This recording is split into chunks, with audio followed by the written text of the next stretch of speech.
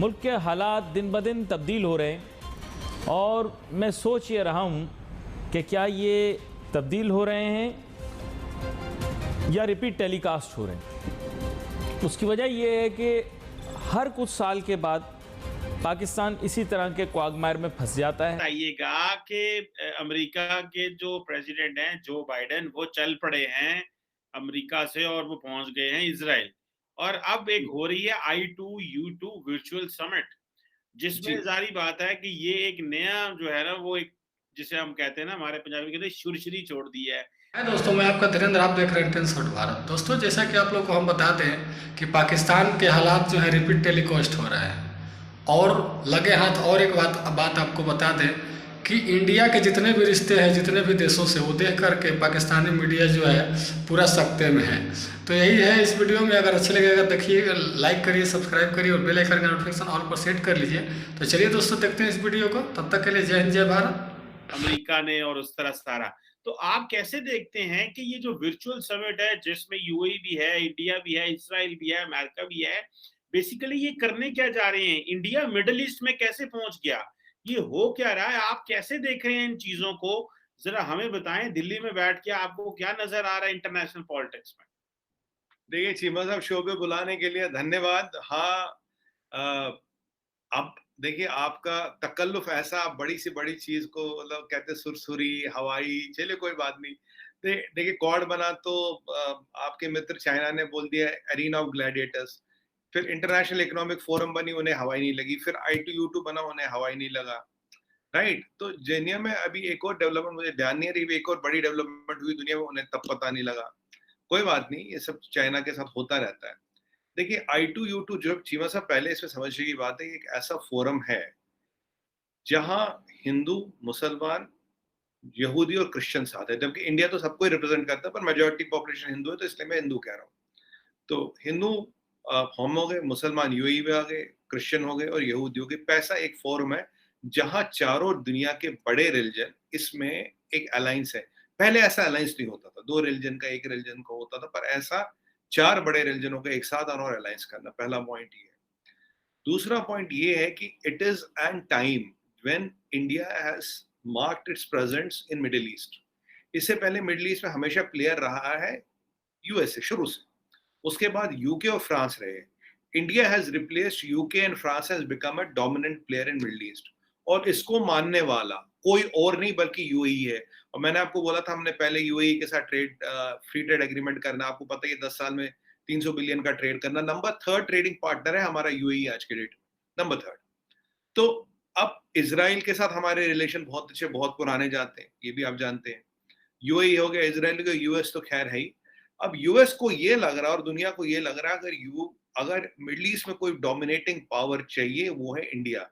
तो इंडिया का स्टेटस अब ट्रांसकॉन्टिनेंटल हो गया। पहले इंडो पैसिफिक की बात कर, पहले आपको याद होगा तो एक टाइम में सार्क की बात होती थी, फिर हो गया एशिया पैसिफिक, फिर हो गया साउथ एशिया, फिर हो गया इंडो पैसिफिक, अब हो गया global. It is the elevation of India to a transcontinental player.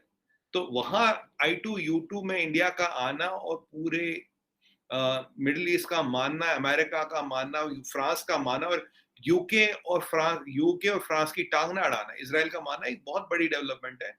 So India has elevated it's stature in the middle east. अब इंडिया का यहाँ रोल क्या? काफी लोग का ये माना था चीमा साहब कि ये जो I2U2 है, इट इज अगेंस्ट ईरान। पर आपका शो या कोई और शो था, मैंने कहा अगर अगेंस्ट ईरान होता तो हमें तो फिर लेते नहीं, हमारे ईरान से बड़े अच्छे रिलेशन है, ईरान के अगेंस्ट है नहीं ये। अब यहाँ क्या है, India can play a very balancing act in middle east. कारण क्या है? देखिए, आप जानते हैं मिडिल ईस्ट में दो कैंप है, एक है सऊदीज का, एक है ईरानियों का। ये मतलब जग जाहिर सी बात है। अब कवायद क्या हो रही चीमा साहब, वहां से जो बाइडेन तो उतर गए, अब वो पैलेस्टीन भी जाएंगे, इसराइल भी जाएंगे और सऊदी भी आएंगे। करेक्ट। और सऊदियों पे प्रेशर क्या डलेगा? सऊदियों पे प्रेशर डलेगा फॉर्मली इसराइल को रिकॉग्नाइज करो। अभी इसराइल के एरोस्पेस से यूएई का जहाज तो आ रहा है। अभी मैंने शायद पढ़ा था, कहीं सुना था, मक्का भी डायरेक्ट जहाज चलने लगा है इसराइल से, कुछ ऐसा पढ़ा था मैंने कहीं। तो ये एयर स्पेस लेने लगे हैं। हाँ, तो कुछ डायरेक्ट फ्लाइट भी चलने, एयर स्पेस तो पढ़ा था पहले से, एयर स्पेस तो है। अब शायद सुनने में डायरेक्ट फ्लाइट जा रही है मक्का टू टेल अवीव, या कुछ पहली बार ऐसा हो रहा है। तो सऊदियों पे प्रेशर होगा कि जी आप फॉर्मली रिकॉग्नाइज करो इसराइल को। यूएई ने इनफॉर्मली तो लगभग क्या फॉर्मली कर दिया, सऊदियों ने फॉर्मली नहीं किया है। अगर इजराइल आता है तो इजराइल, सऊदी और ये जो अमेरिकन ब्लॉक है ये इंटैक्ट हो जाता है, जिसमें एक इंडिया इंपॉर्टेंट प्लेयर है। यहाँ इंडिया के रिलेशंस हैं ईरान के साथ अच्छे, और ईरान को चीमा साहब बेचना है तेल। ईरान ने एक नसीहत तो देख ली, उन्होंने कहा देखो जैसे रूसियों ने तेल बेचा, 150-200 बिलियन डॉलर अंदर कर लिया, लड़ाई अपनी की अपनी चल रही, तेल के पैसे अब वो ला रहे हैं। अब कोल की भी बात हो रही, गैस की भी बात हो रही, सबकी बात हो रही। इनफैक्ट आजकल तो चीमा साहब कार्टून चल रहे, बंदा ऐसे ठुठर रहा है, कह रहा है कि give me your Russian gas. लेकिन इंडिया ने तो रेजिस्ट किया, आपको पता है, मेरी और आपकी इस पे बारे में बड़ी पहले भी बात हो चुकी है। So what India can actually offer in I2U2 on Ukraine? देखिए चीमा साहब, अगर हम ITU2 की बात करें, कभी भी हम, मुझे याद है करीब कुछ महीने पहले हमने बात की थी क्वाड में, तब मैंने आपको ये बताया, मैंने कहा चीमा साहब और भी चीजें बन रही हैं, बन जाती रहेंगी, जब अनाउंस होगी तो बता देंगे। तो अब ये I2U2 देखिए, जब ये तब आया जब ये नुपुर शर्मा जी वाला मसला पीक पे था, तब ये होया कि भाई देखो जी, ईरान के फॉरेन मिनिस्टर यहाँ नहीं आएंगे, OIC वालों ने पूरी कोशिश की ना आए, तब I2U2 को डिरेल करने की पूरी कोशिश की गई, INSTC को डिरेल करने की पूरी कोशिश की गई, पर उसके बावजूद, उसके होते हुए, वो सब चलते हुए ये हुआ, और बिना रेजिस्टेंस के हुआ। तो अगर आप देखेंगे पूरे OIC में, पूरे इस्लामिक वर्ल्ड में किसी ने इसके खिलाफ कुछ नहीं बोला, पहला पॉइंट, क्योंकि ऑब्जेक्टिव बड़ा है। एक ऑब्जेक्टिव, जब जयशंकर जी, जब ये पहले बात हुई थी, एक वर्चुअल हुआ था, जयशंकर जी इजराइल गए थे, तो वहां से इसकी शुरुआत हुई थी करीब लास्ट ईयर में। बट तब चीमा साहब एक फर्क था, तब एक चीज गेम में नहीं आई थी, एक एजेंडा में नहीं आई थी, वो तो फूड सिक्योरिटी। फूड सिक्योरिटी का मसला नहीं था, रशिया यूक्रेन वॉर के बाद फूड सिक्योरिटी और फर्टिलाइजर सिक्योरिटी दोनों मसले बन गए। तीसरा मसला बन गया ऑयल का, अब कोई प्राइस नहीं रहा। अब ऑयल लिटरली ना मंडी बन गई है, जो जो जिस कीमत पे देना चाहे, बेचना चाहे, वो आ रहा है। अगर आप देखिए, हमने रशियन ऑयल से almost Middle Eastern oil replace कर दिया। Now our number 2 oil supplier is Russia, it's not Saudi Arabia. तो ये चीजें यहाँ हुई है, और ये सऊदीज को पता था, शुरू से पता था, कोई आज की बात नहीं है, बट उन्हें पता था कि अगर किसी ने हमारा मार्केट शेयर ले लिया तो उसको रिप्लेस करना बड़ी मुश्किल है। ईरान उस कवायद में लगा है। तीसरा चीज है पीस।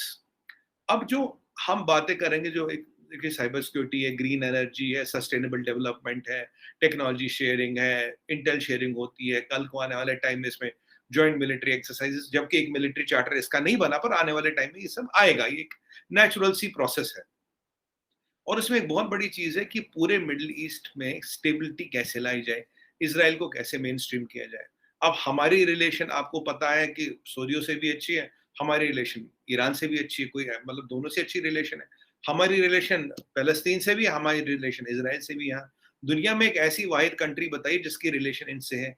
दुनिया में एक ऐसी वाहिद कंट्री बताइए जो ब्रिक्स में भी बैठता है, जो ITU2 में भी बैठता है, G20 में भी बैठता है, और अपना क्वाड में भी बैठता है। ऐसी कोई कंट्री है नहीं, और ऐसे कोई नेता